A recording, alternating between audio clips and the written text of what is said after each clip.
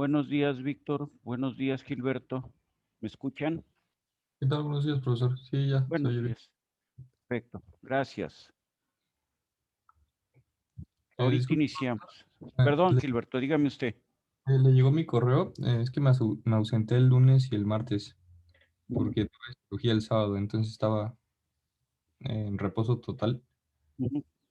Nada más para justificar las faltas, ¿no? Si es, digo, no, no No, es por asistencia, pero pues cualquier cosa.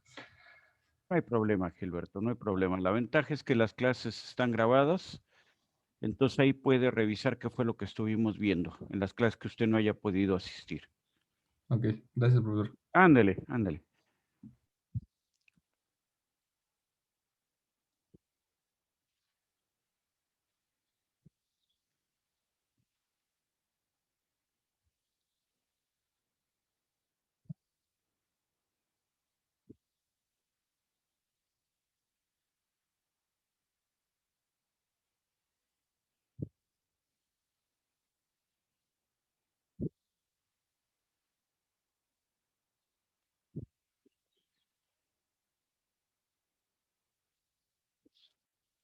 Buenos días, Víctor Manuel.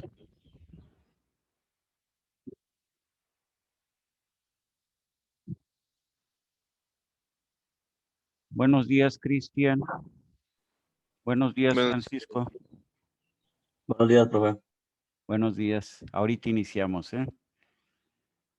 Vayan pensando ya en sus dudas.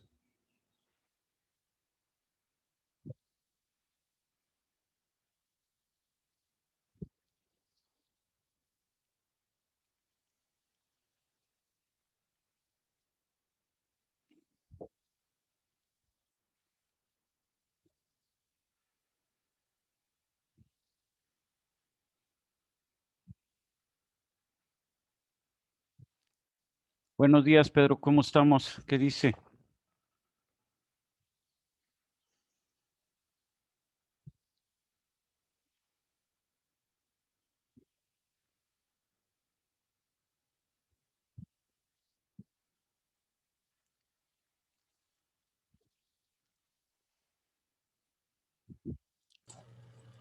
Buenos días. ¿Qué tal, profesor? ¿Cómo está?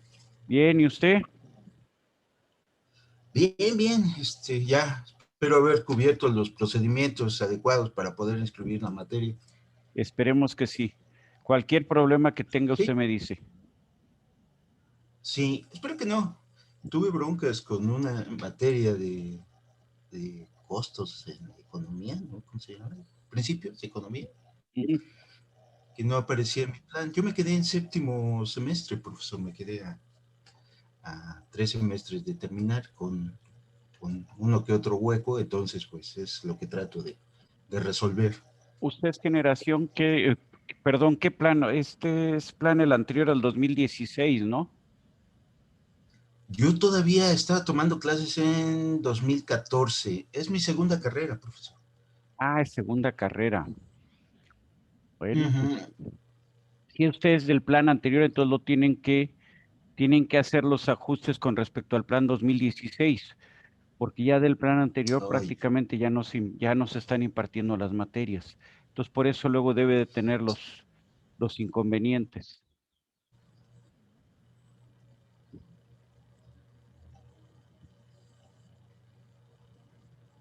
ya. Sí, pero pues es Pues se cosa de... parece mucho el plan, solamente cambió de semestre, por así decirlo. Las Sí, materias sí, prácticamente son las sí. mismas. Creo que se dio un poco más de tiempo. Ajá, Antes eran 4 años y medio, ahora es en 5. Y así es, cambió nada más. Cambió así, esta materia de semestre, la movieron, por así decirlo. así es. Sí, el número de Pero bueno, asignaturas es el mismo, nada más que son más semestres, que además realmente se había hecho una simplificación, ¿no? O sea, se buscaba, o lo que se pidió en ese plan es que se fuera a 8 semestres, pero en realidad los créditos que hay ahorita en el plan anterior y en este plan son los mismos, o sea, 420 más o menos, pero antes esos 420 eran en 9 semestres, entonces les quedaban semestres exacto. pesados. Y ahorita no digo Sí, que sean, cuarto y quinto. Y no digo que ahora Ah, sea no. ligero y que sea coser y cantar, pero es más sencillo. Bueno, son las 7, vamos a iniciar. Muy buenos días tengan todos ustedes. Vamos a dar inicio a nuestra clase correspondiente al miércoles 3 de marzo de este 2021. Vamos a continuar con el tema que veníamos tratando. Entonces, lo que vamos a hacer es fundamentalmente realizar una revisión. Perdón, esto no lo vamos. Lo que vamos a hacer es hacer una revisión de lo que estuvimos viendo el lunes. Y ustedes pues ya me van deteniendo si algo no se entendió. Estuvimos el lunes hablando del manejo de la notación índice, pero también hablamos de dos operadores o dos auxiliares de escritura que vamos a utilizar en la notación índice. La delta de Kronecker, que a final de cuentas, si trabajamos con matrices, sería una matriz identidad, ¿sí? Esta delta de Kronecker quedamos que le indicamos con una letra delta del alfabeto griego, una delta minúscula del alfabeto griego, y entonces nos va a generar un auxiliar de escritura. Ya sabemos que los índices que se repiten, como es aquí el índice K, como es el índice L, son índices falsos. Entonces, en esta expresión tenemos 6 índices, pero de esos 6 hay 2 pares que están repetidos. Entonces, solamente tenemos 2 índices libres. Por lo tanto, la expresión nos representa un tensor de rango 2, ¿sí? Abajo tenemos el desarrollo ya. Quedamos que vamos agrupando, venimos agrupando de derecha a izquierda para que no haya ninguna duda, se nos facilite esto, sobre todo por donde tenemos los índices falsos. Entonces, si agrupamos la delta KL con la AKL, pues eso nos va a dar, son los 4, los 2 pares de índices son repetidos, por lo tanto son falsos y por lo tanto esta operación nos genera un escalar, ese escalar que representa la traza del tensor A. Y entonces tenemos 2 escalares que va a ser gamma y A doble K, que es la traza, multiplicado por un tensor de rango 2 que es delta IJ, ¿sí? Entonces ya podemos visualizar que el resultado de esto es un término o es una matriz, si lo queremos escribir como matriz, que tiene solamente elementos en la diagonal principal. Y esos elementos son gamma por AR en la diagonal principal. ¿Queda claro ese punto? Si algo no se entiende, ustedes me detienen. Muy bien. Entonces, en realidad, este era A, ¿sí? Pero ¿cómo nos queda? ¿Cómo nos queda al hacer la operación? Gamma y ARR son escalares. ¿Y a quién están multiplicando? A delta IJ. Ese es estrictamente lo que estamos describiendo con esta notación índice. Continuamos. Muy bien. El otro auxiliar de escritura que definimos la clase anterior es el índice de Levi-Civita. Levi fue un matemático de fines del siglo XIX, principios del siglo XX, y en honor, bueno, que desarrolló, entre otras cosas, este índice que ustedes pueden decir es una tontería. Pues sí, pero esto nos ayuda muchísimo cuando estamos trabajando con notación índice. Quedamos que cuando este índice tiene permutaciones naturales, o sea, permutaciones que sean 1, 2, 3, 2, 3, 1, 3, 1, 2, lo que representa matemáticamente es un más 1. Cuando los índices son antinaturales, o sea, 1, 3, 2, 3, 2, 1, 2, 1, 3, entonces el valor de este índice es menos 1. Todos los otros índices, ¿cuánto valen? Valen 0. Entonces tenemos un tensor de rango 3 con 27 términos, de los cuales 3 valen más 1, 3 valen menos 1 y 21 términos valen 0. Ya habíamos dicho que era una permutación natural, que era una permutación antinatural, ¿sí? ¿Cómo acordarnos de estos valores si en cualquier momento? Pues simplemente haciendo este análisis que tenemos allí en la pantalla, ¿sí? Muy bien. Entonces, pues ahí vemos los valores que puede tomar este índice o este auxiliar de escritura, que es el permutador o épsilon de Levi-Civita. Muy bien. Ya lo usamos para representar el producto cruz. Creo que ahí no debe de haber habido ningún problema. Y entonces, lo que estamos haciendo con el índice de Levi-Civita, por ejemplo, aquí tenemos AIJK por AIBJ, el resultado, al ser los índices I y J falsos, el resultado va a tener solamente el índice K, o sea, va a ser un vector. Y precisamente cuando nosotros hacemos A producto cruz B, lo que obtenemos como resultado es un vector, el cual se describe en la línea intermedia que tenemos ahí. Muy bien. Muy bien. Ahí estaban todas las permutaciones, ya veíamos las que se iban a eliminar, ¿sí? Y cómo nos quedaban las permutaciones que eran diferentes, los valores que eran diferentes de 0. Entonces, K, lo habíamos dicho, que representa el índice libre, ¿sí? Entonces, tenemos que agrupar esto en función del valor de la K. En este primer caso, el índice libre es 3, en este segundo caso es 1, en este segundo caso es 2. Entonces, lo agrupamos y obtenemos precisamente lo que habíamos dicho en un principio. Es una representación vectorial. Ahí está. Son los términos con sus correspondientes índices libres, que son las direcciones, precisamente las componentes del vector que dan lugar al término CK, que es un tensor de rango 1 y que podemos representar con un vector. ¿Sí? Muy bien. Esto, pues simplemente podemos darle muchas vueltas, pero a final de cuentas, pues vamos a caer en lo mismo, ¿sí? Entonces, muy bien. La pregunta, esta parte no lo habíamos hecho. ¿Qué representa el producto cruz? Eso ustedes ya lo saben de sus cursos de álgebra lineal. ¿Qué representa? Pues un nuevo vector, y ese nuevo vector, ¿cómo es? Perpendicular a los vectores originales. Eso deben ustedes acordarse, ¿sí? Entonces, lo que vamos a hacer, tenemos A y B. A y B que me definen un plano.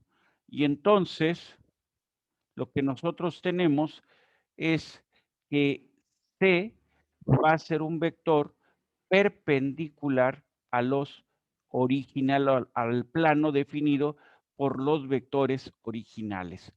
Eso no debe de haber tampoco mayor inconveniente.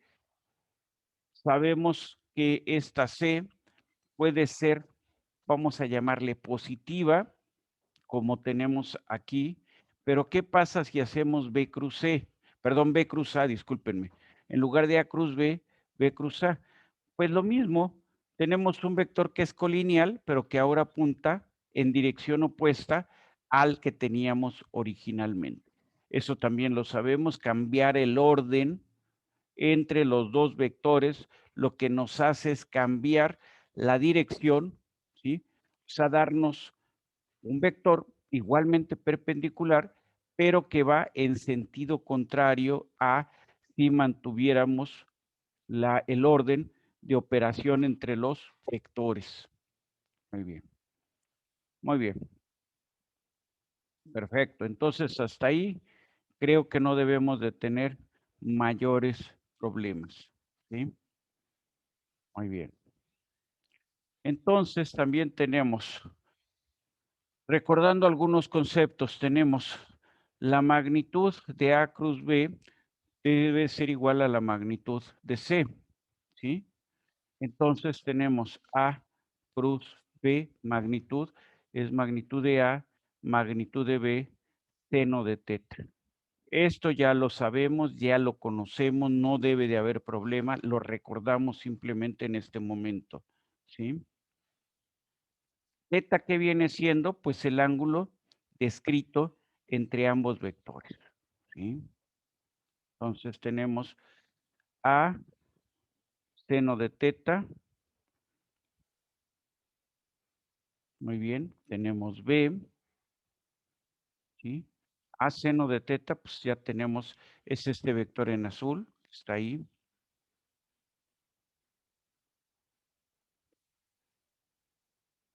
Ujú. Entonces, a final de cuentas, también debemos de recordar esto. La magnitud del producto cruz, la magnitud del producto cruz, ¿qué sería? Pues la magnitud de C, ¿no? Tiene que ser la magnitud de C. ¿Qué es esa magnitud del producto cruz? Es el área contenida entre los dos vectores. ¿Área de quién? Del paralelogramo que estos definen. ¿Sí? Perdón. Entonces me regreso un poco. Ahí está.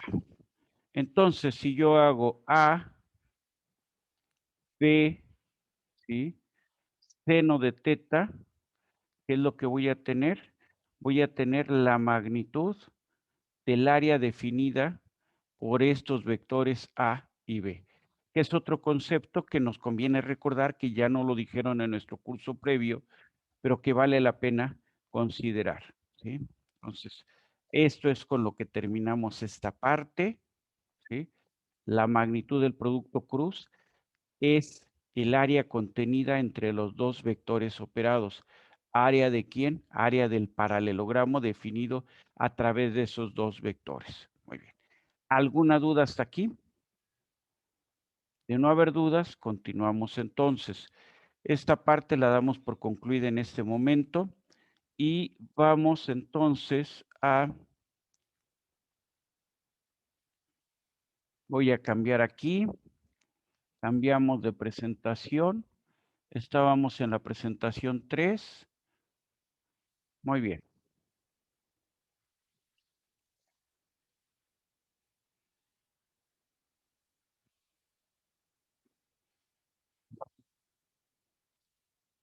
Muy bien.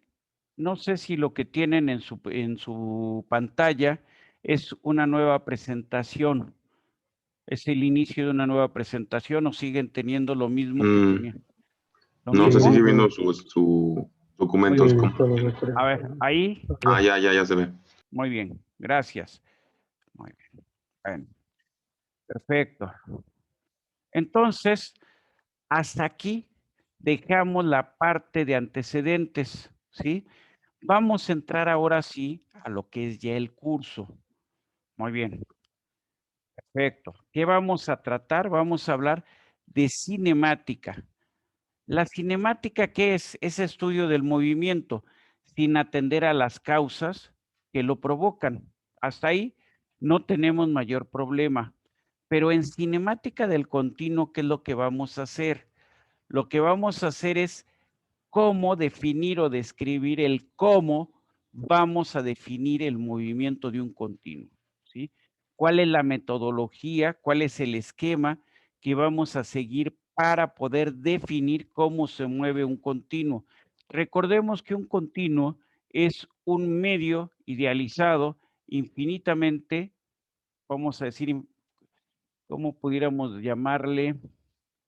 Descrito por un número o que tiene en su interior un número infinito de partículas, ¿sí? Entonces, un medio continuo es un medio idealizado, continuamente divisible y que por consecuencia está formado por un número infinito de partículas. Muy bien. Entonces, lo que vamos a hacer en este tema es ver cómo describimos su movimiento. lo primero que vamos a hacer es hablar o definir lo que son las coordenadas lagrangianas o materiales. Luego vamos a definir las coordenadas eulerianas o espaciales. Entonces, lagrangianas, materiales, eulerianas, espaciales, ¿sí? Entonces, a partir de estas vamos a definir el movimiento del continuo, considerando que está constituido por un número infinito de partículas. Y luego vamos a hablar de lo que es la derivada material, ¿sí? ¿Qué es la derivada material? ¿Qué representa la derivada material? Y por último, vamos a ver cuáles son las o cómo nos quedan las ecuaciones que representan traslación del continuo y rotación del continuo. Y cómo podemos descomponer el movimiento en esas dos operaciones, traslación y rotación. Muy bien. A ver. Cuando ustedes llevaron su curso de cinemática del continuo, discúlpenme, de cinemática, que fue, no sé, en tercer semestre, supongo que está por ahí. Muy bien. Espero que todos tengan la pizarra, que en la pantalla aparezca la pizarra, ustedes me dicen. Sí, profe. Muy bien. En su curso de cinemática, cuando describían un elemento, el que fuera, ¿cómo lo describían?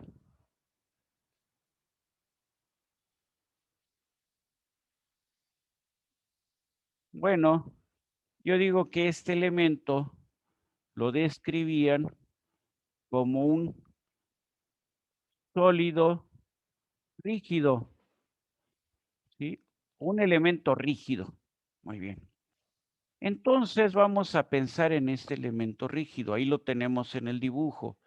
Y vamos a indicar que este se mueve de izquierda a derecha. Muy bien. Entonces, ahí tenemos, en esta condición que acabo de dibujar, tenemos el tiempo inicial. El tiempo inicial lo vamos a indicar con una T subíndice 0. Muy bien. Entonces vamos a trazar aquí una línea. ¿Está? Y vamos a volver a dibujar. Espero que me quede más o menos el dibujo.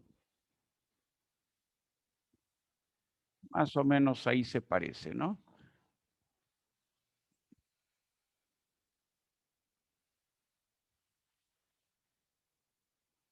Espero que lo que estamos haciendo se parezca. Entonces, en este cuerpo rígido, o sea, ¿cómo definimos esto? Como un cuerpo rígido. Entonces, aquí tenemos un tiempo T, y lo primero que decimos es que T es mayor que T0. Muy bien. Lo que estamos hablando es de una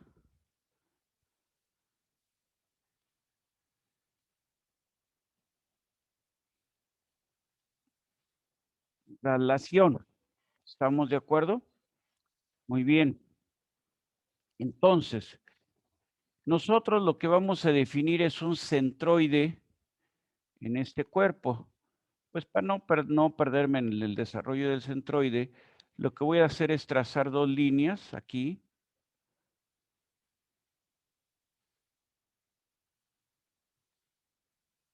Ahí espero que más o menos se vea que van por el centro.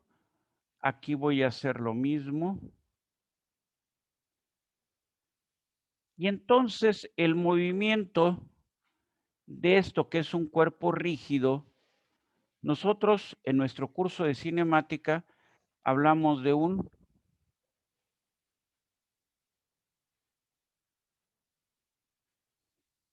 cuerpo rígido. ¿Cómo describimos o cómo podemos describir el movimiento de este cuerpo? ¿A través de qué lo podemos definir? Bueno, pues me parece que nadie se va a molestar si digo que el movimiento lo puedo definir a través del movimiento de su centroide. O sea, ¿qué dijimos que teníamos aquí? Aquí lo que dijimos es que teníamos su centroide. Voy a usar otro color porque este no se ve. Entonces voy a decir que esto es su centroide. Aquí tenemos el centroide en T. Y entonces hablamos de que U del centroide es igual. Vamos a decir que aquí tenemos la partícula A. Aquí la partícula B. Bueno, se supone que está dentro del cuerpo, no afuera. Aquí la partícula C. No sé, en cualquier punto pongo la D. Aquí pongo la E. ¿Y qué podemos decir? El desplazamiento del centroide es igual a U de A es igual a U de B es igual, puntos suspensivos, ¿a quién? A U de N. ¿Sí? Muy bien. Entonces, ¿cómo describimos el movimiento de este cuerpo rígido? Con un solo vector. ¿Alguna duda? Siguiente cuestión. Muy bien. Tenemos dos partículas cualesquiera, las que ustedes quieran marcar. Por ejemplo, se me ocurre aquí la A y la D. A ver, vamos a ponerlo esto así. Entonces, ahí está. Ahí tenemos las partículas B y D. Muy bien. ¿Cuál es? Si yo hablo del término, si yo ahora defino el término gradiente de U. Esto en notación índice lo voy a poner así. Parcial de UI con respecto de X. La razón de cambio del movimiento del vector U con respecto a la posición. Bueno, pues para eso tenemos que definir una posición. Entonces voy a poner ejes, lo voy a poner con otro color. Aquí tengo un eje, aquí tengo otro eje, y por qué no, en la dirección del movimiento tengo otro eje. Entonces pregunto ahora a ustedes, ¿cuánto vale el gradiente, la operación gradiente? ¿Sí? Entonces, para cualquier partícula obtengo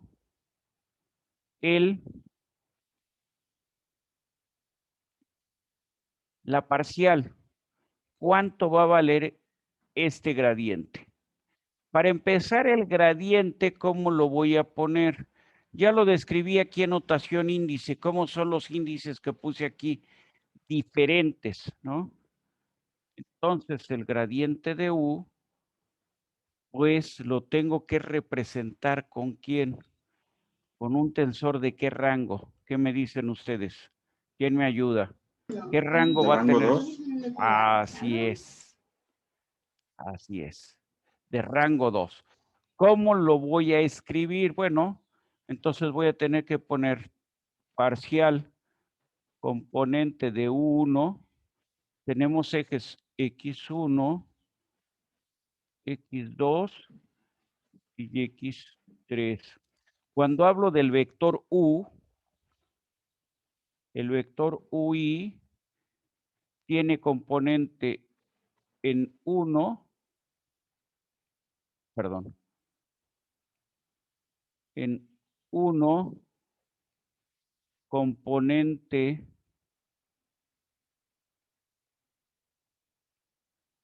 en 2 y componente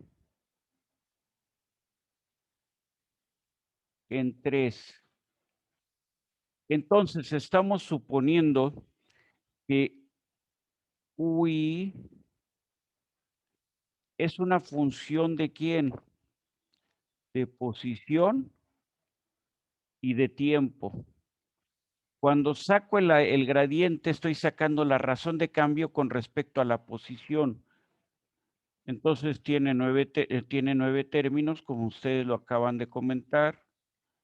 Y lo voy a poner así, parcial de 1 con respecto a x1, parcial de 1 con respecto a x2, parcial de 1 con respecto a x3. En el renglón de abajo, ¿qué tenemos?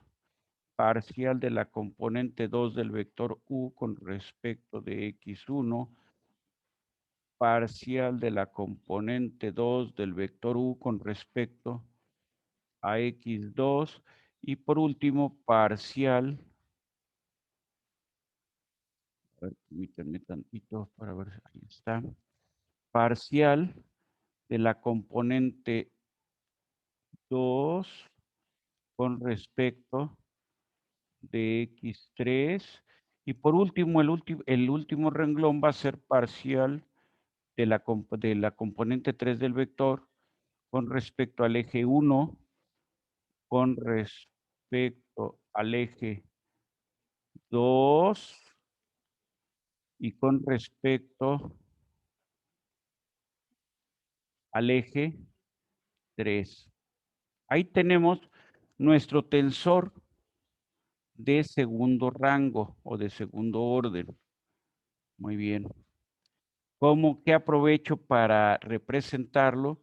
Pues uso una matriz de 3×3. Muy bien. Todo esto que he hecho es para una traslación. Para una traslación, ¿cuánto vale el operador gradiente?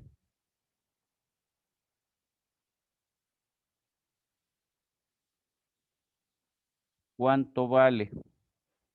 Muy bien. ¿Cuál es el desplazamiento? ¿Cuánto cambia el desplazamiento de B con respecto a D? O sea, estrictamente podemos pensar que no es el mismo vector. Ahí tenemos un vector, el vector de B. Y luego tenemos aquí el vector de D. Bueno, no son estrictamente, a lo mejor alguien me dice es que no son iguales. No son iguales, pues yo digo que sí. Si uno lo paso, perdón, aquí esto. Si uno lo paso con respecto a donde está el otro, ¿cómo son ambos vectores? ¿Son exactamente iguales o son colineales? ¿O son paralelos, si ustedes lo quieren ver así, y de la misma magnitud? Entonces, el gradiente de U sigue la pregunta, ¿cuánto vale? ¿Qué es el gradiente? Es razón de cambio con respecto a la posición. ¿Cuánto cambia el vector cuando pasamos de B hasta D? ¿Cuánto cambia? Díganme ustedes. No cambia. No cambia. Ahí está. Entonces el gradiente es 0. En una traslación, ¿de quién? Estamos hablando de una traslación, ¿de quién? De un cuerpo rígido. Muy bien. Vamos a tomar igualmente el cuerpo rígido, vamos a ponerlo ahí. Lo voy a poner como un elemento, así me parece mejor, cuadradito. Se me facilita mucho la explicación. Pongo los ejes de otro color. Muy bien. Voy a ver este cuerpo rígido en un plano. Nada más, lo voy a ver proyectado en un plano. ¿Qué ejes los que ustedes quieran? Lo más sencillo es poner que este plano es X1 y es X2, ¿no? Muy bien. Ahora lo que yo voy a hacer es una rotación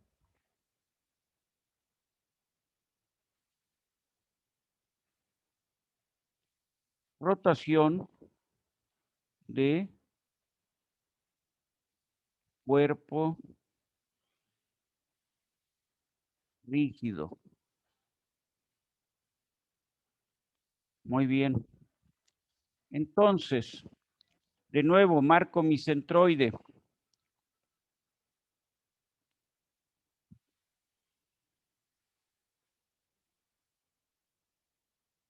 Más o menos. Más o menos. Muy bien. Entonces indico que esto que tengo ahí, esta partícula de ahí, es el centroide del cuerpo. Y puedo poner también, denominar diferentes partículas. A, B, se me ocurre que pongo aquí a la mitad D, y yo creo que con esas puedo hacerlo. Entonces ahora esto lo tengo definido para un tiempo inicial. Muy bien. Entonces, para un tiempo diferente del inicial, aquí nada más hay una cosa que debo de considerar.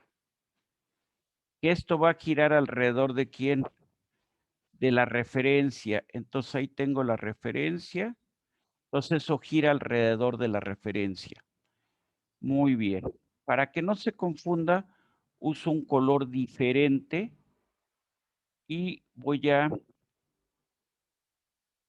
Muy bien. Ahí está eso.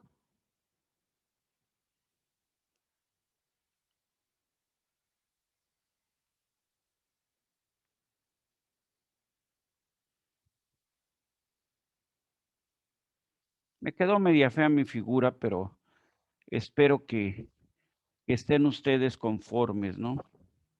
O que se entienda la idea. Aquí está A, aquí está B. Podríamos sacar la posición de C también. Pues como lo hemos hecho, buscamos el centroide. Ahí está el centroide. Entonces, aquí va a estar C. Y aquí tendríamos más o menos D. Muy bien.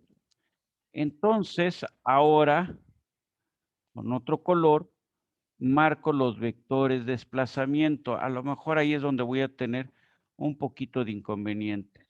Aquí tengo un vector de desplazamiento. O sea, deberían de quedar más o menos de la misma magnitud. No me quedaron de la misma magnitud porque mi dibujo no es muy perfecto, que digamos. Ahí están. Ahí están los 4 vectores de desplazamiento. ¿Ustedes cómo me dirían? Bueno, ¿qué me dirían? ¿La razón de cambio del vector U con la posición existe o no existe? ¿Cómo es el vector para la partícula A con respecto al vector para la partícula B, con respecto al vector para la partícula C, con respecto al vector para la partícula D? ¿Los vectores, los 4 vectores son iguales? ¿Sí o no?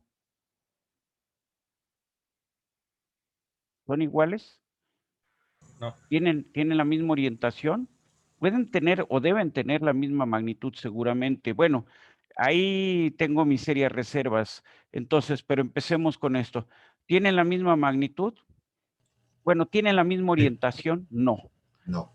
¿Tienen el mismo sentido? No. Simplemente con eso yo ya que puedo decir, la razón de cambio de U con respecto a la posición tiene que ser diferente de 0, ¿sí? Podríamos analizar y podemos sacar una operación para determinar cómo se va dando esta rotación. Bueno, perfecto. Pero ahorita lo hicimos con un cuerpo rígido. En realidad, pues básicamente, desde la perspectiva de magnitud, híjole, estaría un poquito dudoso que sean iguales, pero para cada partícula lo que sí vemos es que fueron cambiando estos vectores. Ahora bien, ¿qué pasa si hablamos de un medio continuo? Entonces dibujamos un medio continuo. Ahí está el medio continuo. ¿Cuántas partículas existen en este medio continuo? El número de partículas en este medio continuo, ¿cuánto vale? El número de partículas es igual a infinito. Muy bien. Primera cuestión. Cuando estudiamos cinemática en nuestro curso previo, nos hablaron de la cinemática de la partícula o nos hablaron de la cinemática del cuerpo rígido, ¿sí? Cuando hablamos de cinemática del cuerpo rígido, pues en realidad al hablar de del movimiento del centroide, describimos el movimiento de cualquier partícula. En este caso, si queremos describir el movimiento de cualquier partícula, ¿cómo pudiéramos hacerlo? U va a estar dado por un radio al cual se encuentra la partícula y por un ángulo de rotación. Con eso podríamos nosotros ya describir cómo son los vectores U. Ahora bien, nosotros tenemos nuestro sistema coordenado X, Y, Z. O para nuestro curso, ¿cómo le vamos a llamar? X1, X2 y X3. Muy bien, cuando hablamos del movimiento de una partícula, vamos a suponer que tenemos la partícula 1 y la partícula 1 se mueve siguiendo esta trayectoria. Muy bien, aquí tenemos la partícula 1. Aquí estaba en T0. Aquí está en un tiempo 1, voy a llamarle. Aquí está en un tiempo 2. Y aquí está en un tiempo 3. Muy bien. Esa es la partícula 1. Con otro color describo otra partícula. Esta le llamo partícula 2. Muy bien. Para la partícula 2, esta es la posición en T1, la posición en T2, la posición, perdón, entonces era nada más 3, ¿no? Entonces aquí sería la posición en T3. Muy bien. Y puedo así seguirle hasta describir el movimiento de n partículas, ¿sí? La partícula n para el tiempo T0 hasta el tiempo por donde terminó la partícula n, aquí terminó, hasta el tiempo T3. Muy bien. Para cada partícula, lo que vamos a hacer es describir un vector que nos indique, que nos relacione la posición que ocupa con respecto del tiempo, ¿sí? Entonces, lo que vamos a tener es un vector R para la partícula y este vector, bueno, lo voy a poner aquí así mejor, R para la partícula y este vector va a ser función de ¿quién? Va a ser función del tiempo, ¿sí? Y así describimos el movimiento de partículas. Pero ahora tenemos acá un medio continuo. Definimos igualmente el sistema coordenado. Ahí está un eje, ahí está otro eje y ahí está otro eje. ¿Estamos de acuerdo? Ahí está. ¿Sí? Muy bien. Para describir el movimiento de un medio continuo, podemos usar las mismas reglas que cuando describíamos el movimiento de partículas. ¿Cuál es la respuesta? ¿Puedo usar la misma fórmula? O sea, ¿cómo sería la misma fórmula? Bueno, pues identifico una partícula. Muy bien. Ahí está identificada un elemento diferencial de este medio continuo. Este elemento diferencial tiene una diferencial de volumen, ¿sí? Muy bien. Y esto tiene una posición X en el tiempo de referencia. Hago lo mismo que acá había hecho para las partículas. O sea, simplemente tomo una ecuación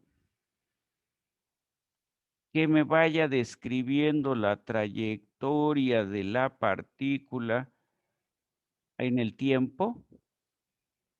Díganme ustedes, ¿con eso será suficiente? O sea, puedo tomar una ecuación que me describa cómo se ha ido moviendo la partícula en el tiempo o qué hago. ¿Eso es factible o no es factible lo que estamos diciendo? Ahí tenemos el desplazamiento de varias partículas. Pregunta, insisto, lo que tenemos para partículas, ¿lo podemos aplicar a medios continuos? Solamente hay dos respuestas, sí o no. ¿Cuál de las dos se inclinan ustedes? Sí. Sí. Muy bien, a ver, perfecto. Esa es una primera respuesta, la acepto como tal. Primer problema, ¿cuántas partículas tenemos aquí que constituyen al medio continuo, al medio continuo? ¿Cuál es el número o cuántas partículas tenemos para describir al medio continuo? ¿Cuántas? Infinitas. Entonces, Entonces, ¿cuántas ecuaciones necesitamos para describir al medio continuo? el mismo Igual número. el mismo número. Y eso ahora, ¿qué tan razonable les parece utilizar la misma mecánica que usamos en nuestro curso de cinemática, trasladarlo ahora a medios continuos? ¿Podemos hacer lo mismo? ¿Es un No. igual? No, tiene que ser diferente. Pero tenemos un infinito número de partículas, ¿cómo le hacemos? Muy bien, eso es lo que vamos a ver ahora mismo. Entonces nos regresamos a nuestra presentación. Aquí estábamos. Esto es lo que acabamos de mencionar, la descripción con partículas, ¿sí? Entonces, cada una de las partículas va a tener una ecuación en función del tiempo. Ahí están. ¿Sí? Muy bien. Pero ¿qué pasa cuando tenemos un medio continuo? Bueno, primero en las partículas, las ecuaciones no tienen por qué ser iguales, porque las trayectorias de las partículas no hay ninguna razón por las que tengan que ser la misma. Pero ahora pensamos en un medio continuo. El problema que nos enfrentamos es cuántas partículas tenemos en este medio continuo. Bueno, para empezar, en el tiempo de inicio, en el tiempo de referencia o en el tiempo cero, pues tenemos un cierto número de vecinos para la partícula 1 y hay una orientación de la partícula 1 a la partícula 2, de la partícula 2 a la partícula 3, de la partícula 1 a la partícula 3, de la partícula 1 a la partícula n, ¿sí? ¿Qué irá pasando con esos vectores en el tiempo? ¿Se mantendrán? No. No necesariamente. Gracias. Entonces, ¿eso a qué nos lleva? Primero, tendríamos un infinito número de partículas que en el tiempo tienen un infinito número de vecinos. La relación entre las partículas iría cambiando a cada instante. Entonces, es imposible, ¿sí? Es inviable, es impráctico trabajar como trabajábamos en el caso de cinemática de partículas. Entonces, ¿qué vamos a hacer? Muy bien. Primero, tenemos un infinito número de partículas, pero cada partícula le vamos a describir que ocupa una posición en el espacio. Una partícula, ¿cuántas posiciones puede ocupar en el espacio a un mismo tiempo? Una sola posición. Muy bien. Y en una posición, ¿cuántas partículas pueden estar? Pues una sola partícula. Entonces tenemos que hay una identidad, hay una correlación de espacio-tiempo para la partícula. Ese concepto es el que vamos nosotros a aplicar. Y entonces, si bien la partícula tiene un infinito, perdón, el medio continuo, ustedes discúlpenme, el medio continuo tiene un infinito número de partículas, lo que vamos a hacer es definir estas por las posiciones que ocupan con respecto a un sistema que nosotros vamos a definir. ¿Dónde lo acomodamos? Donde queramos, esa es nuestra decisión. Y en el tiempo cero, a esa posición le vamos a llamar referencia lagrangiana o coordenada lagrangiana. Muy bien. Para la coordenada material o lagrangiana, lo que vamos a usar son mayúsculas, ¿sí? Entonces, la partícula P, ¿cómo la indicamos? Por su posición que ocupa en el tiempo cero. ¿Cuál es esa posición? La que sea, 1, 3, 1 o 5 menos 2, 4. Nada más, lo único que debe de ser es que esa posición corresponda al medio continuo. No podemos definir una partícula que esté fuera del medio continuo porque no tiene existencia física. Entonces, esta partícula P la identificamos con su posición. Ahí respiramos profundo y vemos. ¿Queda claro? Sí. Muy bien. Muy bien. Sí, profesor. Muy bien. Entonces, esta P es una posición en el espacio y esa nos va a identificar la partícula en cualquier tiempo. Nada más que hay una cosa, ¿sí? Al moverse, bueno, entonces la coordenada lagrangiana es la posición que tiene la partícula en el tiempo cero, ¿sí? ¿Cómo le llamamos a eso? Le llamamos una coordenada material, ¿sí? Muy bien, entonces, en el tiempo cero, el valor de la coordenada material y de la coordenada espacial, ¿cómo son? Son exactamente iguales, ¿sí? Muy bien. Entonces, en el tiempo de referencia, valor de coordenada material y valor de coordenada espacial son lo mismo. Muy bien. Ahora, ¿el tiempo de referencia tiene que ser cero? Pues en muchos ejercicios podrá serlo, pero no necesariamente tiene que serlo, ¿sí? Muy bien. Entonces, ahí tenemos el medio continuo, ¿sí? En el tiempo, el medio continuo se puede mover y a la vez de moverse, puede cambiar su geometría. Entonces, tenemos tiempo de referencia, coordenada lagrangiana de P. Para un tiempo mayor que el tiempo de referencia, P pasa a ocupar una nueva posición, ¿sí? Aquí le llamamos P'. Sigue siendo la misma partícula. ¿Estamos de acuerdo?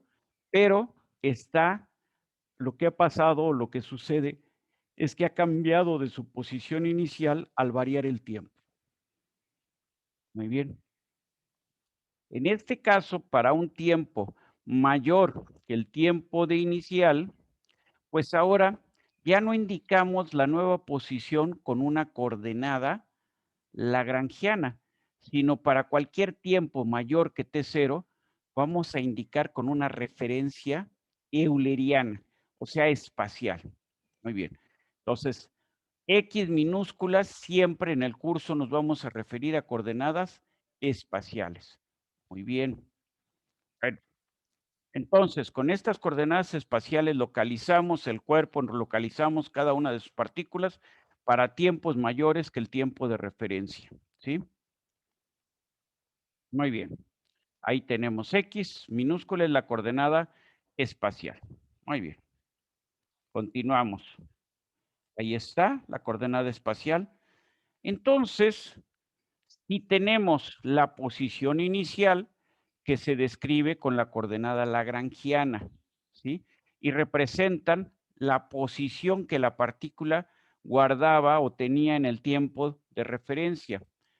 X minúscula es la coordenada euleriana o espacial y representa la posición que tiene la partícula en un tiempo diferente, en un tiempo mayor que el tiempo de referencia. Muy bien. Y entonces, con esto damos lugar a un vector de desplazamiento. Este vector de desplazamiento que tenemos aquí, que nos une la posición inicial con la final, muy bien, en principio lo vamos a describir con base en la posición que originalmente tenía, ¿sí? Muy bien, a ver. ¿Cuál es nuestra coordenada material para nosotros en la universidad? O sea, ¿cuál es nuestro identificador para cualquier tiempo mayor al tiempo de referencia? Donde el tiempo de referencia es el momento en que ingresamos a la universidad. ¿Cómo le llamaríamos esa coordenada material? No estamos hablando de posiciones, sino es un descriptor, ¿sí? De quiénes somos. Es un descriptor de la partícula P, ¿sí? Llamémosla así. Es un descriptor entonces de la persona. Dentro de esa gran magnitud, dentro de esa gran familia que es la universidad. ¿Cuál es nuestra coordenada espacial? O más bien nuestra coordenada material, porque es con la que se define una vez y se mantiene toda la vida. ¿Cuál? Ingeniería. ¿Mandé? Pero de cuenta. Ingeniero. El número de cuenta. ¿Estamos de acuerdo? A ver, yo les puedo decir, mi número de cuenta es 7117746-3, muy diferente al de ustedes. ¿Qué indica? Primeros 2 dígitos, el año de ingreso, el año en que yo ingresé al bachillerato, hace pues 50 años exactamente, ingresé al bachillerato. Muy bien. Y si ahorita hago una segunda carrera, un segundo doctorado, hago una nueva especialización, etcétera, etcétera, me van a cambiar el número de cuenta para la universidad. ¿Quién soy yo o cómo me identifica? Con el número de cuenta. Esa es la coordenada material. No importa lo que pase, es un identificador, ¿sí? Entonces, en este caso, para la partícula P es la posición que ocupaba al tiempo de referencia. ¿Cuál fue mi tiempo de referencia? Pues en el momento que me dieron mi carta de aceptación hace 50 años, ¿sí? Y eso se mantiene, o sea, hice una licenciatura, una maestría, un doctorado y puedo seguir haciendo los estudios que ustedes consideren, pero siempre va a ser mi número de referencia. Lo mismo para ustedes, ¿sí? Entonces, bueno, ya tenemos esto. Ahora, tenemos un vector de desplazamiento. Bueno, el vector de desplazamiento puede ser igual o puede ser diferente. Depende qué estemos haciendo, qué le esté pasando a este cuerpo, ¿sí? Entonces, el vector de desplazamiento, ¿de quién depende? De la posición inicial. ¿O con quién lo relacionamos? Con la posición inicial, ¿sí? Ahí está.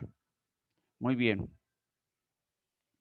Ahora, aquí nos dice U, descrito en coordenadas lagrangianas, o sea, en una base material, aproximadamente U en coordenadas eulerianas.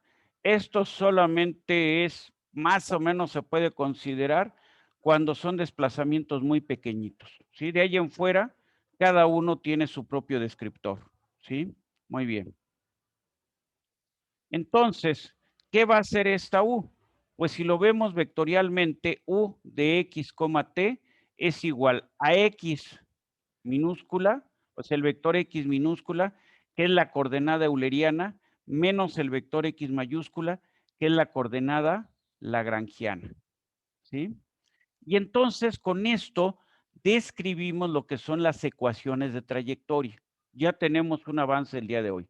La ecuación de trayectoria, ¿qué nos dice? Cómo se van moviendo todas las partículas del medio continuo o cómo se va moviendo el medio continuo a través del tiempo. Entonces, ¿cómo lo podemos expresar estas ecuaciones de trayectoria? Pues simplemente la posición final es igual a la posición inicial más el desplazamiento. En notación índice, pues lo pondríamos tal como aparece ahí. Esas son ecuaciones de trayectoria. Muy bien. Bueno, entonces ahora seguimos en lo mismo. Muy bien. Ahí tenemos eso. Perfecto. Podría yo poner otra partícula e indicar su función de desplazamiento. Las funciones de desplazamiento tienen que ser iguales. Bueno, pues tendríamos eso que analizarlo, ¿sí? Muy bien. Tenemos de nuevo nuestro medio continuo, la partícula P, ¿sí? Y entonces, para saber qué pasa con el medio continuo, podemos hacer la operación, podemos obtener la razón de cambio de la posición final con respecto a la posición inicial. A este gradiente le vamos a llamar gradiente de deformación. A la parcial de xy con respecto de xj, que está descrito ahí a la derecha, le vamos a llamar gradiente de deformación. Muy bien. Este gradiente va a tener un determinante. Normalmente, ¿cómo lo llamamos? Jacobiano, ¿no? Muy bien. Ese determinante tiene que ser diferente de cero. También eso nos va a garantizar, si el determinante de este gradiente es diferente de cero, que hay funciones inversas, ¿sí?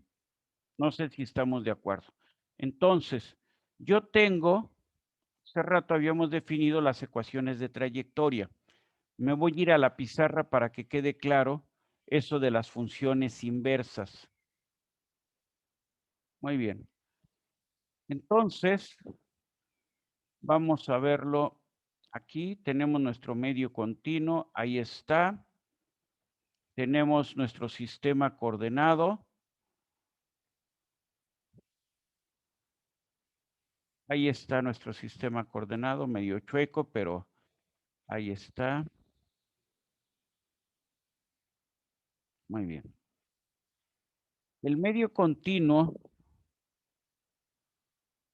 pues en el tiempo, ¿qué puede suceder? Bueno, tenemos aquí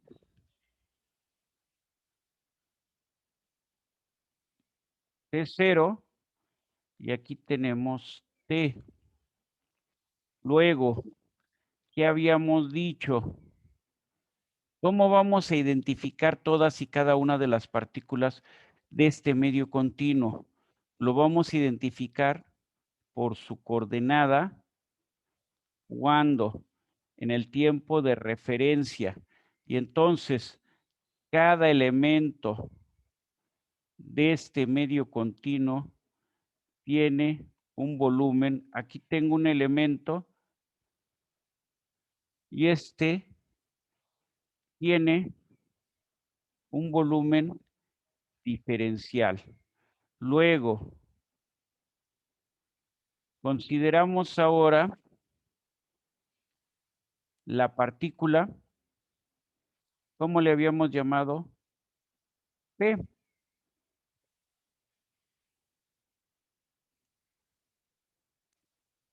Aquí no necesariamente, esto le voy a llamar diferencial de volumen inicial y aquí le voy a llamar diferencial de volumen final.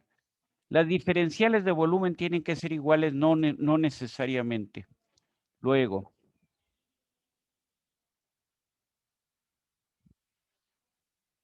¿qué dijimos que iba a haber aquí? Un vector de desplazamientos. ¿Cómo le llamamos? U de X,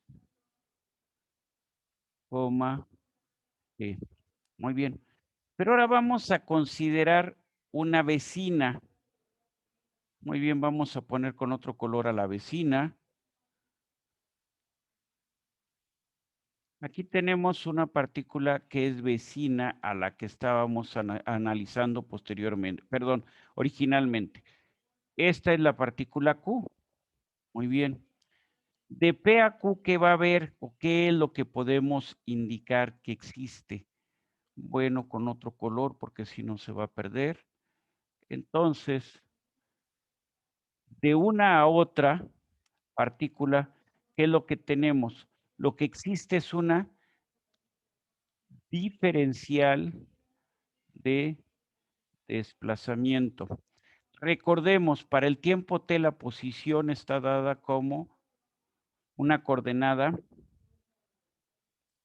x. Y entonces dijimos x, la posición final o la posición euleriana es igual a la posición inicial más u de x, t. Muy bien.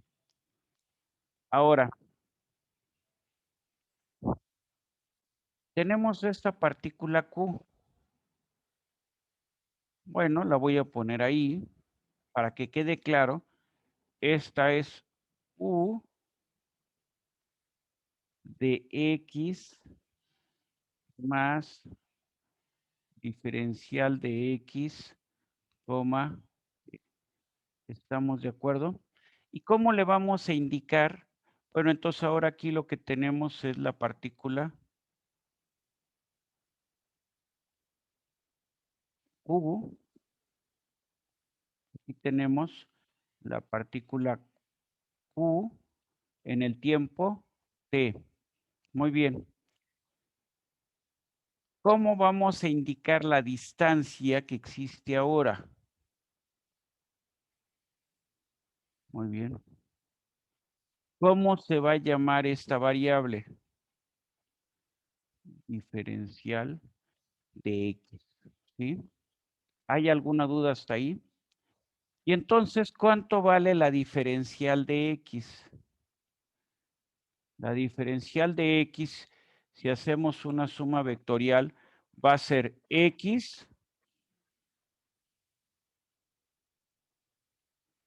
más diferencial de x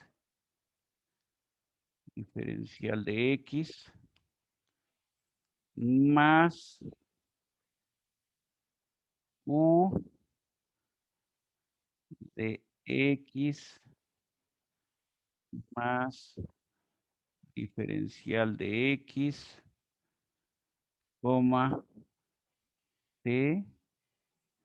Todo esto que tenemos ahorita, que hemos escrito ahorita, ¿qué refiere? Todo el... A ver, Cristian, dígame usted la duda. Disculpe, profesor, ahí donde estamos poniendo diferencial de x, estamos hablando de coordenadas eulerianas y todo lo demás en Todo, coordenadas materiales.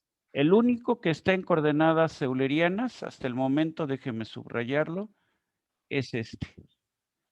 Es Ok. el único término. Bueno, y hay otro, ¿no? Tenemos dos términos, es este y es este. Esas son eulerianas, todas las demás son lagrangianas, ¿sí? Ok, profesor. Gracias. Muy bien, continuamos.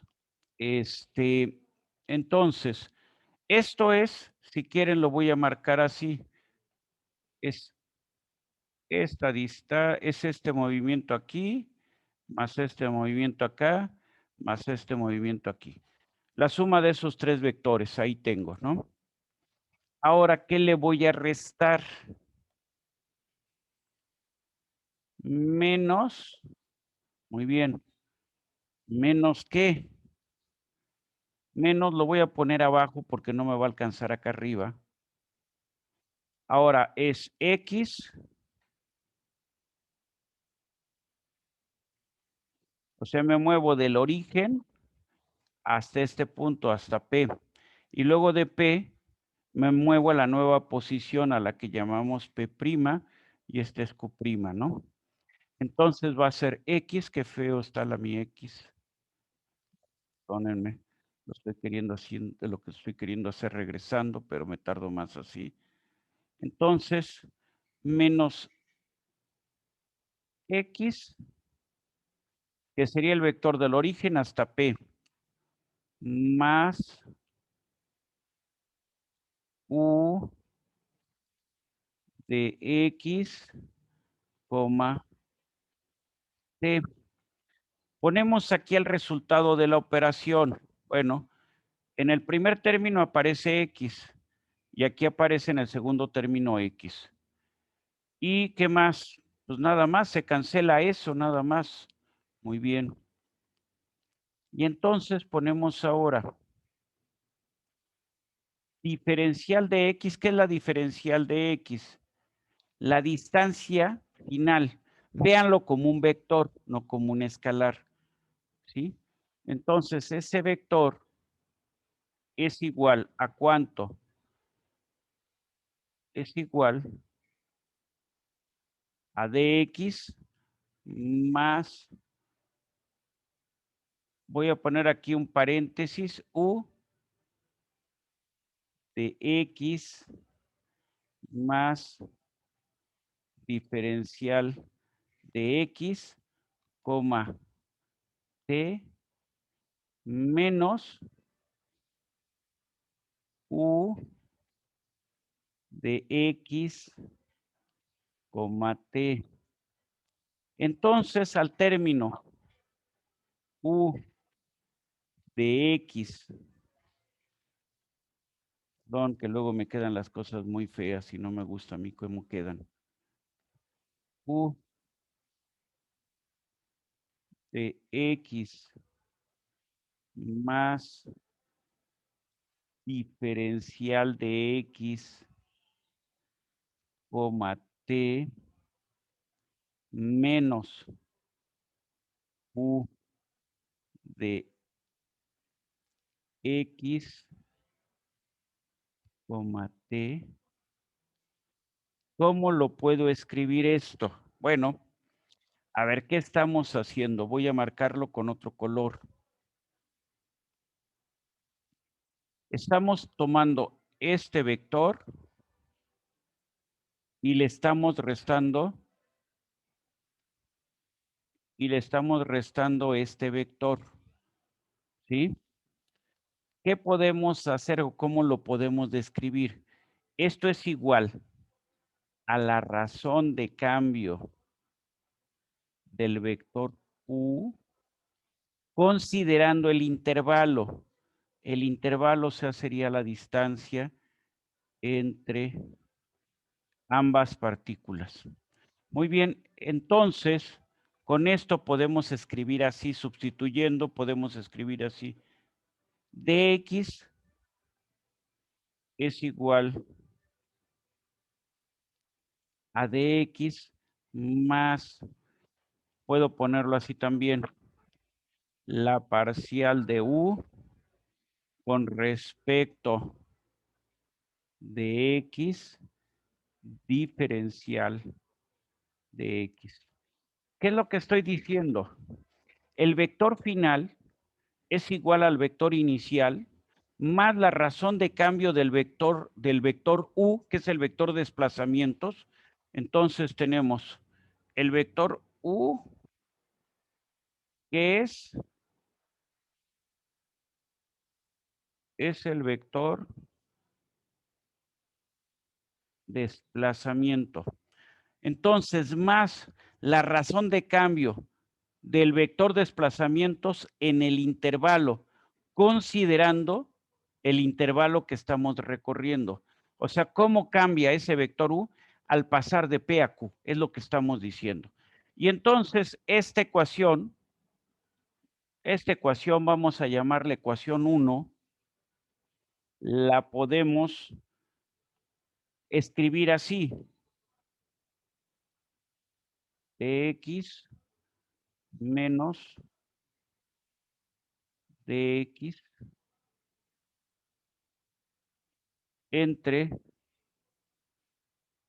dx es igual a la parcial de u con respecto de x es igual al gradiente del vector u y estamos derivando con respecto a quién, o las funciones están en coordenadas materiales. Muy bien. ¿Cómo lo podemos poner también? Diferencial de x, si lo vemos como magnitudes, es una longitud final. Diferencial de x lagrangiana es la longitud inicial. Lo estoy viendo como escalares aquí abajo, entre la longitud inicial. ¿Esto qué representa?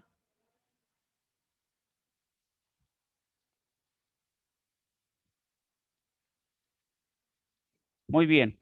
¿Qué es lo que pretendo entonces aquí indicar?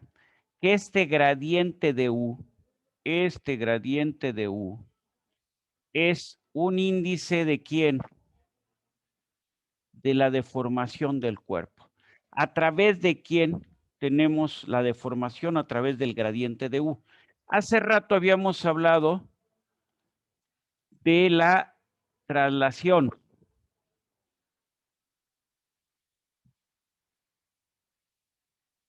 Era un cuerpo rígido, pero lo mismo podemos hablar de un cuerpo deformable o de un medio continuo. A final de cuentas, en la traslación, el gradiente de U, ¿cuánto vale? Vale 0. ¿Cuánto vale? O sea, traslación sin deformación.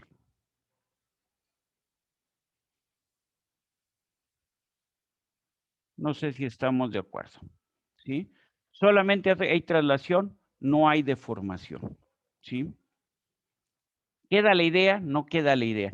Entonces, estos conceptos de coordenadas materiales y coordenadas espaciales, sin ningún problema me llevan al concepto de campo de desplazamientos, o como le llamamos también al campo de desplazamientos, vector desplazamientos, me llevan al concepto del vector desplazamientos. Y si tengo el vector desplazamientos, ¿qué puedo hacer? Puedo obtener su gradiente. ¿Y ese gradiente a qué concepto me va a llevar? Al concepto de deformación. Muy bien. Entonces ahora sí respiran profundo. Hacemos una pausa de 5 segundos para que lo analicen, lo mediten y me digan qué dudas hay.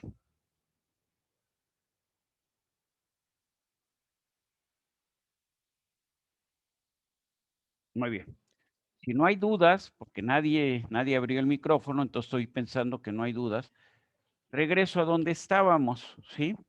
Ya nos adelantamos con respecto a esto. Esto ya lo vimos, ya lo entendimos. Si no lo entendimos, díganme para volverlo a explicar. Muy bien. Ahora, este desplazamiento lo podemos tener en función. O sea, hace rato, ¿qué fue lo que hicimos? ¿Cómo está la posición final en función de la posición inicial? ¿Estamos de acuerdo? ¿Y cómo describimos el vector desplazamiento? En forma lagrangiana. ¿Lo podemos hacer al revés? Sí. ¿Para eso qué debemos de garantizar? Para eso debemos de garantizar que el jacobiano de este gradiente sea diferente de 0.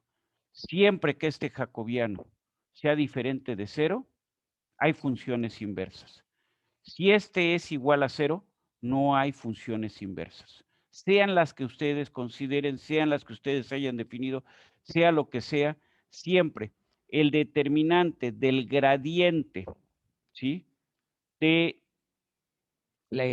gradiente de la posición final que ocupa el medio continuo con respecto a la referencia inicial, siempre que este gradiente, este determinante de este gradiente sea diferente de 0, va a haber funciones inversas. Pues las funciones inversas, ¿qué serían? Ahorita nosotros dijimos que la posición final era igual a la posición inicial más el desplazamiento, pero el desplazamiento lo podemos poner también, no necesariamente en coordenadas lagrangianas, también lo podemos poner en coordenadas eulerianas. Entonces, pues simplemente sería como, pues pasar de la posición final a la posición inicial, hacer al revés el planteamiento, ¿sí? Entonces, este es el planteamiento original, ¿sí?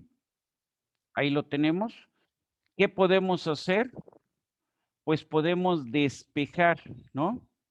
Entonces tengo la posición final y a esta le resto el vector desplazamientos. Tengo la posición final, resto el vector desplazamientos y ¿a dónde llego? A la posición inicial o coordenada lagrangiana.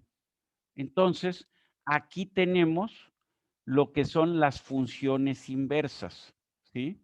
Insisto, ¿existen esas funciones inversas? Sí, siempre y cuando el determinante del gradiente de deformación sea diferente de 0, ¿sí? Entonces, esta coordenada x igual a x de la posición euleriana y el tiempo, esto sería la ecuación inversa. Es una cinemática inversa. Una cinemática inversa es porque va de adelante hacia atrás. Cinemática directa es lo normal, de la posición inicial a la posición final. ¿Está claro? Entonces son ecuaciones inversas de trayectoria o un análisis cinemático inverso. ¿Queda claro? ¿Sí o no? ¿Ya se durmieron? ¿Podría repetirlo No, la sí, profe. pregunta? A ver, cinemática directa es esta descripción. Definimos la posición final en función de la posición inicial y del desplazamiento. Eso sería la cinemática directa y es lo que llamamos ecuaciones de trayectoria. Ahora, una cinemática inversa es analizar a partir de dónde llegamos y a partir de dónde llegamos, ver de dónde partimos. Entonces, la cinemática inversa ya no es la posición describir, ya no es describir la posición euleriana, sino ahora es describir la posición lagrangiana. ¿En función de qué? En función de coordenadas eulerianas. Entonces, la posición lagrangiana, esta, P, es igual a la posición final, esta P', ahí está, o sea, descrita como una coordenada euleriana, menos este desplazamiento U, ¿sí? Pero ese desplazamiento, ¿cómo debe de estar para que podamos operar? Bueno, debe de estar en función de coordenadas, ¿de qué tipo? Coordenadas espaciales. ¿Queda la idea? Y entonces a esta descripción en donde defino la posición inicial en función de la posición final y de el desplazamiento descrito en coordenadas eulerianas, le llamo ecuaciones cinemáticas inversas o ecuaciones inversas de trayectoria. Ustedes me dicen. ¿Queda la idea o no queda la idea? Sí. ¿Sí? Gracias. Muy bien. Normalmente, con una sola descripción basta, pero depende de la problemática, depende de lo que se tenga, pues muchas veces tenemos que, a partir de posiciones finales, definir dónde estábamos originalmente. Vamos a empezar con las ecuaciones de trayectoria, tal como las manejamos, ¿sí? Donde definimos cualquier posición a un tiempo t en función de la posición inicial y de el desplazamiento, ¿sí? Entonces, necesitamos las dos funciones, la directa y la inversa. No, con una de las dos podemos describir sin ningún problema, ¿sí? Insisto, aquí se reitera, para que haya funciones inversas, el determinante del gradiente de deformación tiene que ser diferente de 0, ¿sí? No hay ningún problema. O sea, para que de esta función que tenemos en coordenadas lagrangianas podamos pasar a esta función que tenemos en coordenadas eulerianas, lo que necesitamos cumplir es con que el jacobiano del gradiente sea diferente de 0. Muy bien. Entonces, aquí tenemos lo que habíamos visto hace rato. Tenemos un tiempo T0, ahí está. Tenemos la partícula P y una vecinita que es la partícula Q. Ahora, tenemos en un tiempo mayor que T0, tenemos el medio continuo, P pasó a ocupar la posición P', Q pasó a ocupar la posición Q', ¿sí? Entonces, la deformación del cuerpo la podemos describir en función de este término dx, o sea, la descripción en la posición final y la descripción en la posición inicial, ¿sí? Muy bien. Y eso nos va a permitir definir la deformación. Muy bien. Ahora, cualquier función, antes de entrar a analizar la deformación, vamos a hablar de la derivada material, ¿sí? Bueno, el medio continuo, este medio continuo, no solamente para hablar de este medio continuo, hablamos de su campo de desplazamientos. Cuando hablamos del medio continuo, podemos hablar de diversas propiedades, como es la temperatura, como es la densidad, como es la velocidad, etcétera, ¿sí? Estas propiedades, temperatura, a partir de este momento para temperatura usamos θ, la velocidad pues, es v, ¿sí? Los esfuerzos es T, ¿sí? Y entonces, esas propiedades las podemos dar en base material.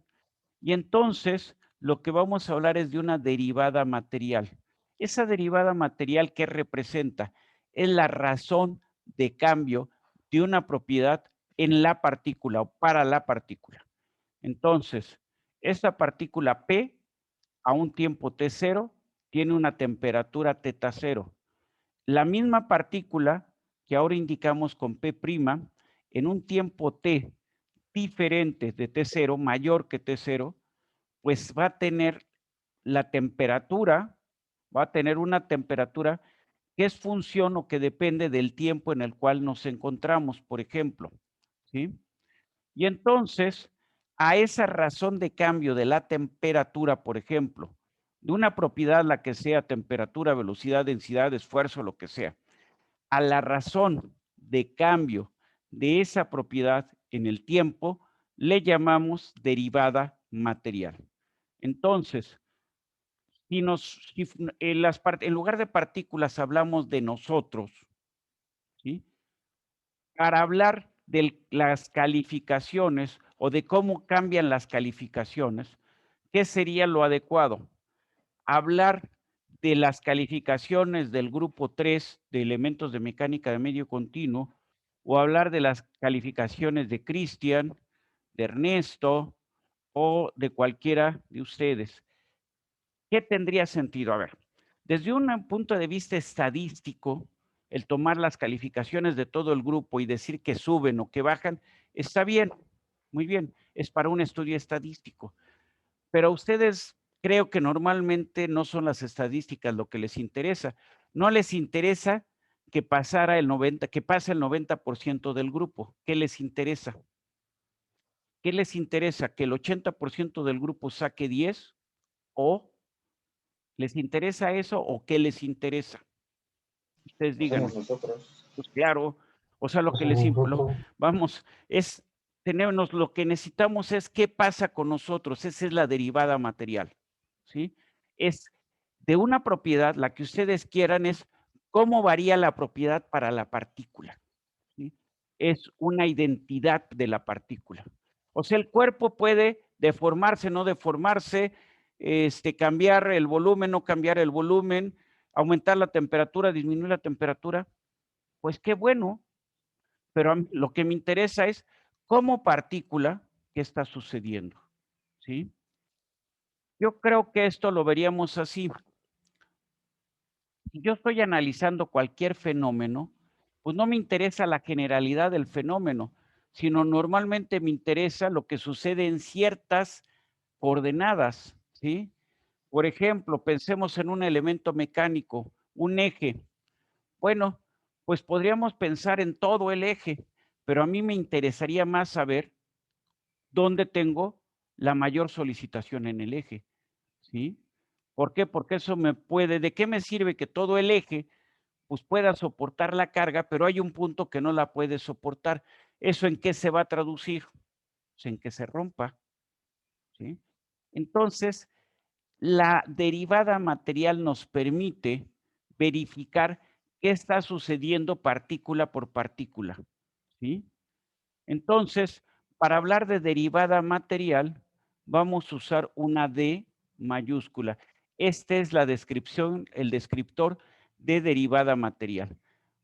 Para motivos prácticos, ¿qué corresponde? Pues es derivada en el tiempo, pero derivada en el tiempo para una partícula en particular, aunque se escuche medio cacofónico, es cómo cambia una propiedad para una partícula del medio continuo. ¿Queda la idea? Eso es la derivada material. Muy bien. Entonces, este concepto ya lo han trabajado. Cuando ustedes estuvieron analizando conceptos de derivada total, ¿sí? Usaron, en realidad es el concepto que se va a manejar ahorita. Esa derivada total es la derivada material. Entonces, ¿a mí qué me interesa? Me interesa cómo varía la temperatura en el tiempo para todas y cada una de las partículas del medio continuo. ¿Cómo describo ese concepto? Con mayúsculas, es derivada material, es qué pasa por partícula, ¿sí? Muy bien. Entonces, podríamos describirlo así, sí, perfecto. En lugar de esto, podríamos haber dicho parcial de teta de x, t con respecto de t, ¿sí? Pero en medio continuo normalmente se usa tal cual como está ahí. Ahora, nosotros, por ejemplo, hemos manejado siempre cuerpos rígidos. Por ejemplo, la derivada de la velocidad en el tiempo, ¿cómo le llamamos? Pues aceleración. Me van a decir, bueno, pues qué chiste ponernos a sacar conceptos del bachillerato, no. Pero la aceleración, si es un cuerpo rígido, ¿en dónde la estamos analizando? Para el centroide, ¿no? En cambio, si es un cuerpo deformable, tenemos que analizar la aceleración partícula por partícula. A ver. Me voy a la pizarra y voy a borrar de nuevo esto. Muy bien. Voy a poner del lado derecho una pared. Vamos a suponer, ahí está una pared. Entonces es más, le pongo así, le empiezo a achurar. No le voy a poner mucho de achurado porque me voy a tardar media hora. Entonces nada más algo para que se entienda que esto es una pared.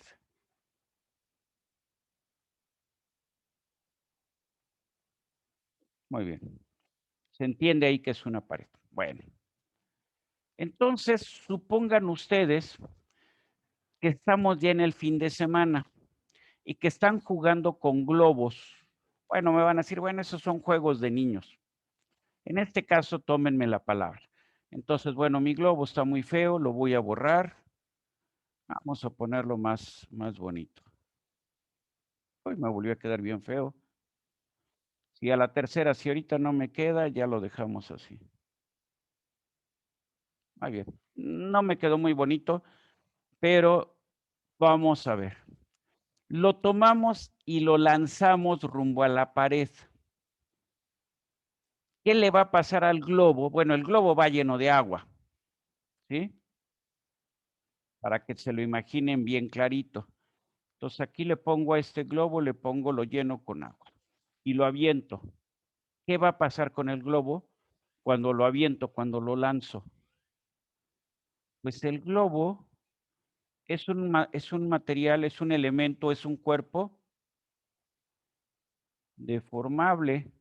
Entonces se va a ir deformando, ¿sí? Y va a continuar avanzando, ¿sí? Hasta que choque con la pared. Muy bien. Cada molécula de agua la podríamos visualizar como un elemento diferencial de volumen. Entonces, cada molécula de agua que tenemos aquí, para mí es un elemento diferencial de volumen. O cada 10 moléculas, lo que ustedes quieran. A final de cuentas, aquí tengo un elemento diferencial de volumen. ¿Qué va a pasar con el agua, con las partículas de agua, cuando lanzamos el globo. Se van a ir moviendo en el interior. No sé si queda la idea. Pero en un tiempo t, el globo va a hacer contacto. Muy bien. Vamos a suponer, perdón, vamos a suponer el globo así. Hace contacto. El globo estaba viajando con una cierta velocidad. En el momento t, ¿qué pasa? Hace contacto con la pared. Muy bien. En ese momento, las partículas que estaban aquí adelante, prácticamente de manera instantánea, en un elemento diferencial de tiempo, pasan de tener una velocidad v a tener una velocidad que es igual a ¿cuánto? ¿A cuánto? A 0. Claro. Muy bien. ¿Qué velocidad tiene la partícula que está aquí atrás en el tiempo t?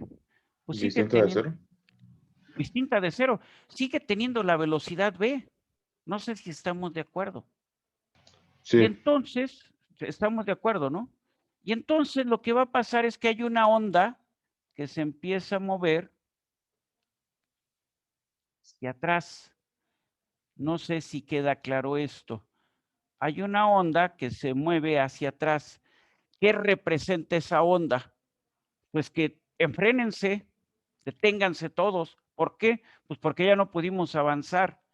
Entonces, en ese momento hay una deformación. Ahorita voy a poner el término, el concepto de formación. Voy a usar una épsilon para indicar deformación. Hay una rapidez de deformación. Las aceleraciones, ¿cómo son? Las aceleraciones van a ser ahora valores negativos, ¿no? Ahora, las aceleraciones, ¿quién las va a indicar? Estas ondas que se están moviendo en sentido contrario, por eso fue el signo negativo, ¿sí? Y entonces la velocidad va a ser una función de la posición, pero en realidad aquí sería una posición euleriana y del tiempo. Y entonces habíamos hablado, siempre hemos dicho, ¿cuánto vale la aceleración? Ah, pues bien sencillo. La aceleración, ¿con qué la describimos? Con un vector. Y entonces es la parcial de la velocidad con respecto del tiempo. Muy bien. Mientras fueron cuerpos rígidos, eso fue suficiente. Pero aquí tenemos un cuerpo deformable. Entonces, la velocidad de qué va a ser función de la posición en el espacio y del tiempo. Entonces voy a hablar de la derivada material de la velocidad. Y esto va a contener dos componentes. Va a ser la parcial de B. ¿Cómo tuve que describir a B? En coordenadas eulerianas. Entonces va a ser B de X, T con respecto de T. Más, bueno, estas ondas se mueven con una cierta velocidad. Entonces, vamos a tener que considerar más la razón de cambio de la velocidad con respecto de la posición por quién. Bueno, entonces, la derivada de la velocidad parcial de la velocidad por la derivada de X. Voy a quitarle este subíndice. Me confunde más. Por la derivada, más que derivada. Esto lo voy a poner parcial por la parcial de X con respecto de T. Esto, ¿cómo lo llamaban ustedes? Regla de la cadena, ¿no? Y entonces, cuando yo hablo de la derivada de la velocidad, estoy diciendo que la velocidad la describo como un vector derivada material. Y entonces esto va a ser igual a la razón de cambio de la componente 1 con respecto de T en dirección 1 más la razón de cambio de la componente 2 con respecto de T, E2, más la razón de cambio de B3 con respecto de T, E3. O sea, la velocidad es una componente vectorial o tiene un descriptor vectorial. Y entonces, yo diría, la aceleración en el eje 1,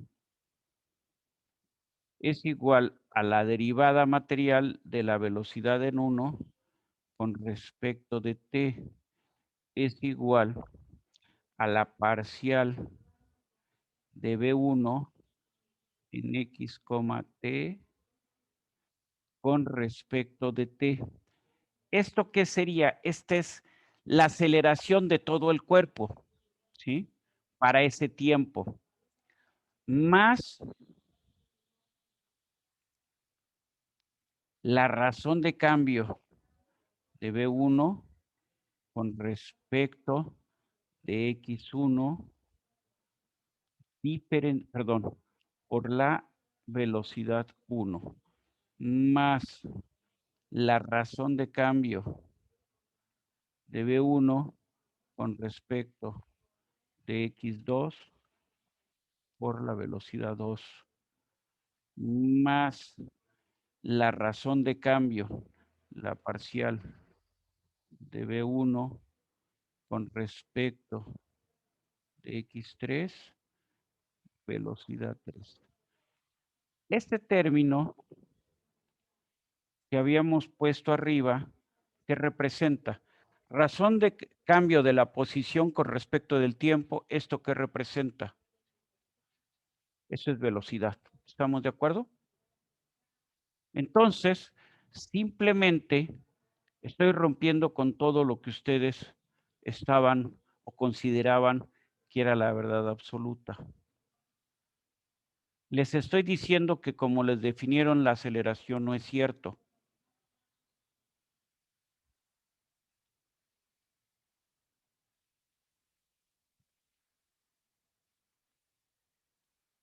¿Con qué se les definió la aceleración? Con el primer término de cada una de las ecuaciones que estoy escribiendo ahora. Este término que acabo de escribir en rojo o este término que subrayo, es la aceleración como ustedes se las han descrito. Los siguientes términos, este parcial de B2 con respecto de X1, B1 más la parcial de B2 con respecto de X2, B2 más la parcial de B, no 3 es 2, de B2 con respecto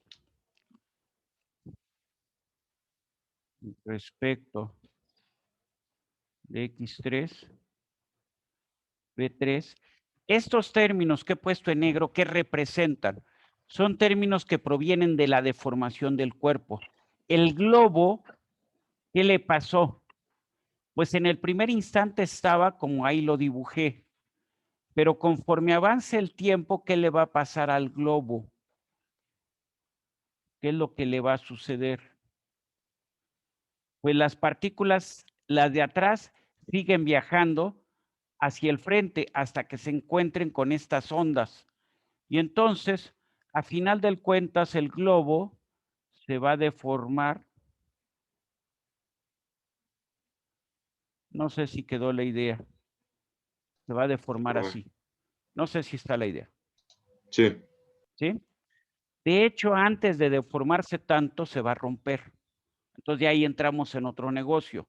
Pero en principio, si no se rompiera, llegaría, se deformaría y, bueno, ya posteriormente, suponiendo que la pared es vertical, caería al suelo, ¿no? Pero en principio se deformaría, o sea, es un cuerpo deformable, ¿sí? Y entonces, ya nada más me haría falta la componente, perdón, la componente 3 de la aceleración. La aceleración, la componente 3 es la derivada material de la velocidad en dirección 3 con respecto del tiempo. Esto es igual a la razón de cambio de la velocidad en dirección 3, esto descrito en coordenadas eulerianas. Este primer término sería lo que corresponde con el centroide, ¿sí? ¿Qué le va pasando al centroide en el tiempo? Centroide de este cuerpo, ¿sí? Más, de nuevo las ponemos con otro color, más parcial de B3 en X1, aquí me faltó poner el X1, por B1, más parcial de B3 con respecto de X2 por B2 más parcial de B3 con respecto de X3 por B3, ¿no? Y entonces diríamos, la aceleración, considerando un cuerpo deformable, se describe a través de la derivada material de la velocidad. Y en notación índice, esto es igual a la parcial de BI X, T, derivada material, más la parcial de BI con respecto de XJ por BJ. Y ahí está la expresión para la aceleración, considerando que hay deformación. Esto rompe todo lo que sabíamos, no, complementa lo que ustedes sabían. ¿Por qué? Porque siempre lo que habían dicho es que la aceleración estaba dada ¿por qué componente? Por este componente. Muy bien, a ese componente le están sumando otro componente. Ese segundo componente que representa, este segundo componente, pues parcial de BI con respecto a XJ representa la rapidez de deformación. Muy bien. Si no hay deformación, la rapidez de deformación, ¿cuánto vale? Si, pongamos el caso, si la deformación es igual a 0, entonces la rapidez de deformación, ¿cuánto tendrá que ser? Es igual a 0. Entonces estamos hablando ¿de quién? De un cuerpo rígido. Y entonces toda la segunda parte de la ecuación, todo lo que hemos escrito aquí en azul, ¿cuánto vale? Todo lo que acabo de subrayar, ¿cuánto vale? 0. 0. No sé si están ustedes de acuerdo, ¿sí? Entonces, ¿los engañaron en su curso de cinemática? No, no los engañaron, porque su profesor siempre dijo, siempre al hablar de movimiento, habló de un cuerpo rígido. Siempre en cinemática revisen todos sus ejercicios y el profesor tiene que haber dicho cuerpo rígido. Muy bien, ahora ya no vamos a hablar de cuerpo rígido, vamos a hablar de un cuerpo deformable. ¿Queda claro este concepto? ¿Queda clara la aceleración de un cuerpo deformable? Tiene dos componentes. Una, que sería la que corresponde, vamos a llamarle al cuerpo rígido, y dos, la aceleración debida a la deformación del propio cuerpo. En muchas ocasiones se presenta deformación en el cuerpo. Lo ejemplifiqué con el globo, pero cuando un automóvil se impacta, ¿qué es lo que tenemos? Pues tenemos estos conceptos. ¿Y cómo se diseña el automóvil? ¿Cómo van a diseñar ustedes el automóvil? Explíquenme. ¿Cómo lo van a hacer? Bueno, entonces voy a poner un dibujo muy feo, pero que me pueda servir ahorita para explicar. Muy bien. Está muy feo. Tenemos... Uy.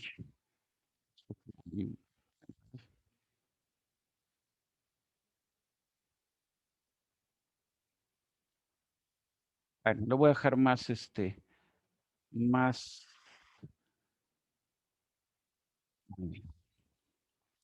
En el automóvil tenemos, tanto en la parte delantera como trasera, tenemos una serie de materiales, bueno, más que una serie de materiales, un diseño que nos permite que cuando se presenta un impacto, entonces, ¿qué es lo que va a suceder?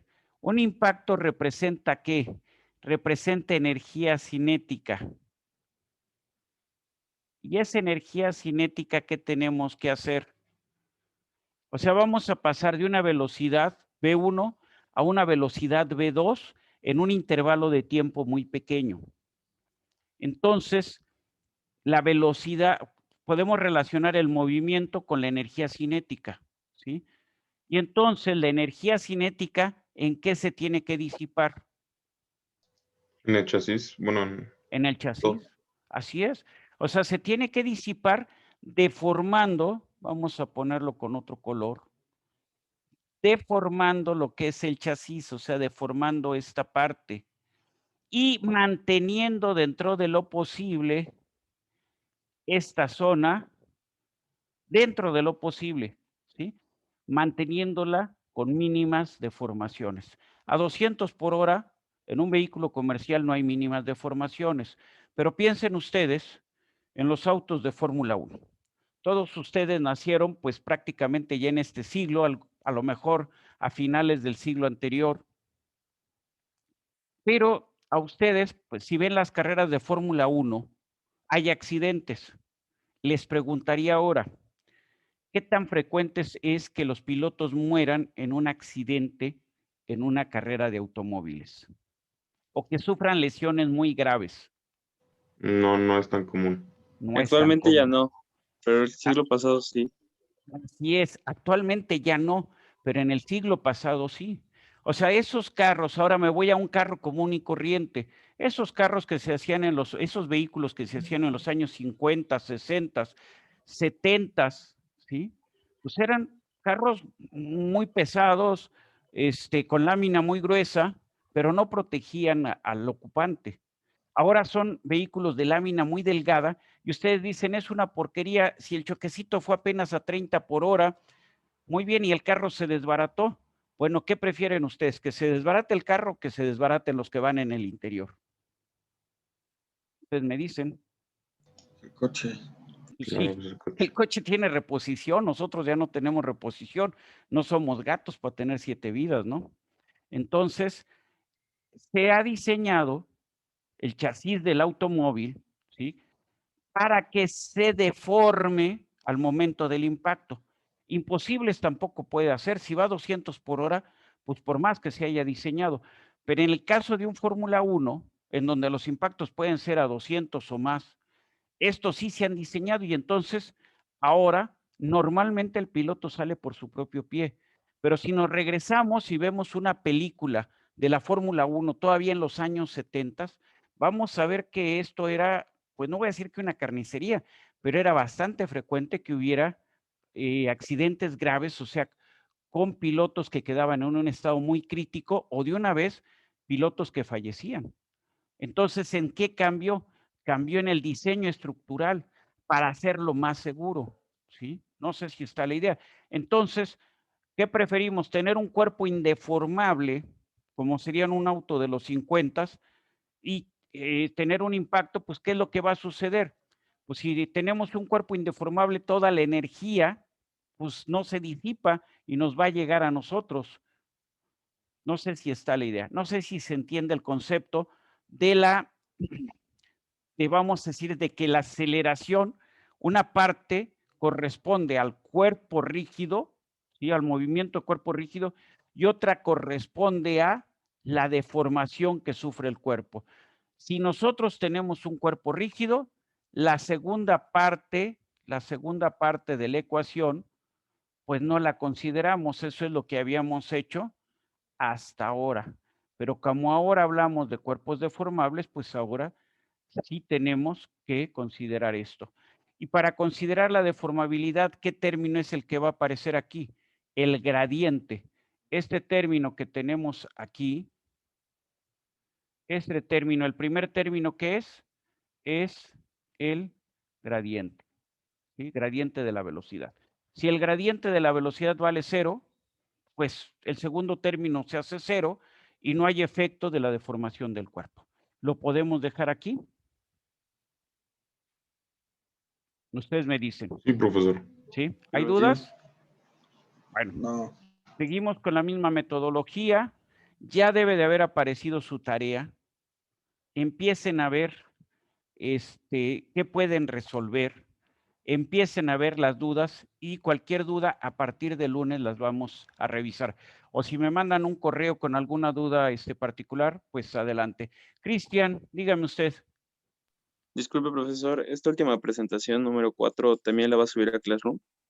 Todo se sube, Ok. o sea, fin de semana con fin de semana se van a ir subiendo los videos, ¿sí? Ok. Sale, Órale, profesor, pues. gracias. Ándale, que estén muy bien, cuídense mucho. Muchas Nos gracias, vemos, profesor. nos Igualmente, vemos el buen próximo día. lunes. Buena continuación de semana. Hasta luego, saludos. Hasta luego, profe. Muchas Hasta gracias. luego, cuídense profesor. mucho. Nos Hasta vemos. luego, Bye. profesor. Bye.